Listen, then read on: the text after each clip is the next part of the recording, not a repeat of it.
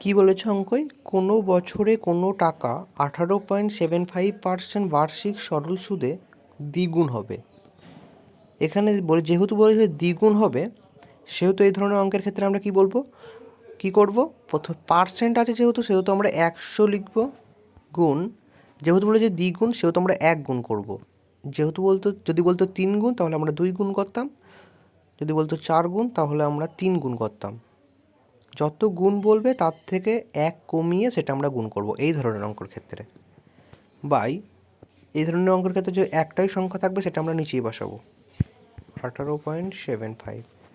দেখো দশমিক তুলে দিলে 100 হয়। এবার আমরা কাটাকাটি করব।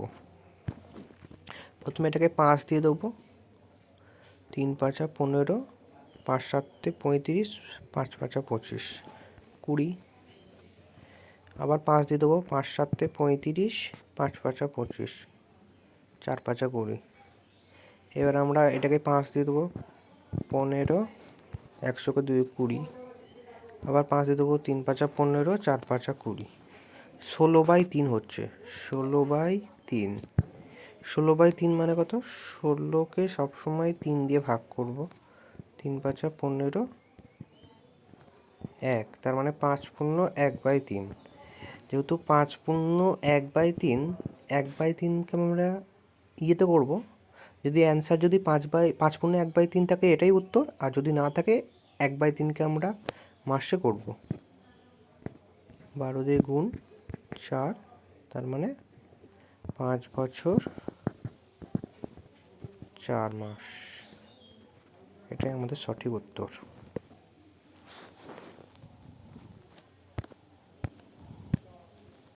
আজ সোমবার, 61 দিন পরের বারটি কী বার হবে, তাই তো?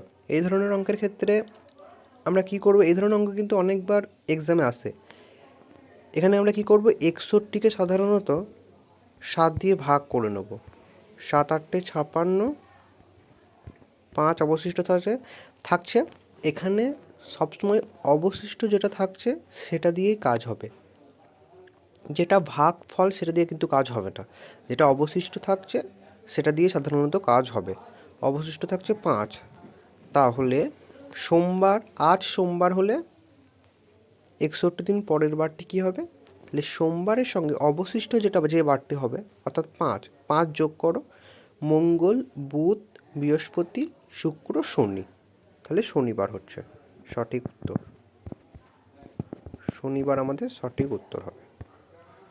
আমাদের পরের অঙ্কটা কি বলেছে? 16 এবং 25-এর মধ্য সমানুপাতি কত? মধ্য সমানুপাতি বার করতে গেলে আমাদের কি করতে হবে? যে সংখ্যা দুটো বলবে তার রুট, অর্থাৎ 16 × 25। এইটা হচ্ছে মধ্য সমানুপাতি বার করার নিয়ম। 16 যদি রুটের মধ্যে থাকে বেরিয়ে আসলে কত হয়? 4। 25 বেরিয়ে আসলে কত হয়? 5। 4 5 20।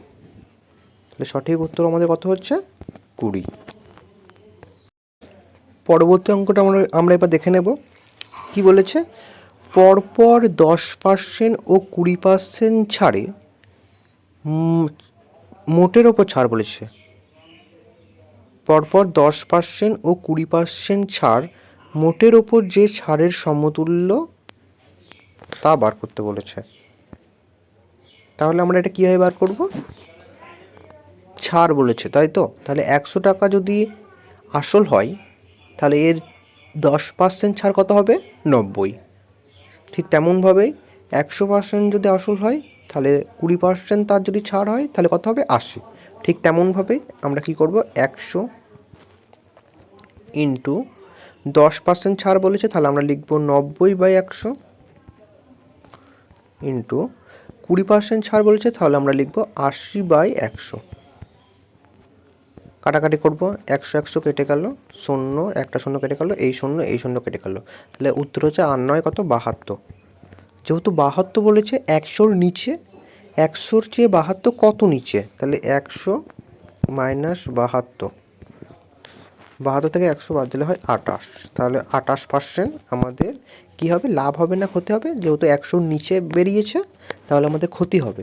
আর যদি 100 172 কিংবা 125 কিংবা 130, 100-র ওপরে যে যত বেরোতো তত আমাদের লাভ হতো। 100-র নিচে যেহেতু বেরিয়েছে, কত নিচে বেরিয়েছে? 28% নিচে বেরিয়েছে, তাই জন্য 28% আমাদের ক্ষতি। এটাই উত্তর।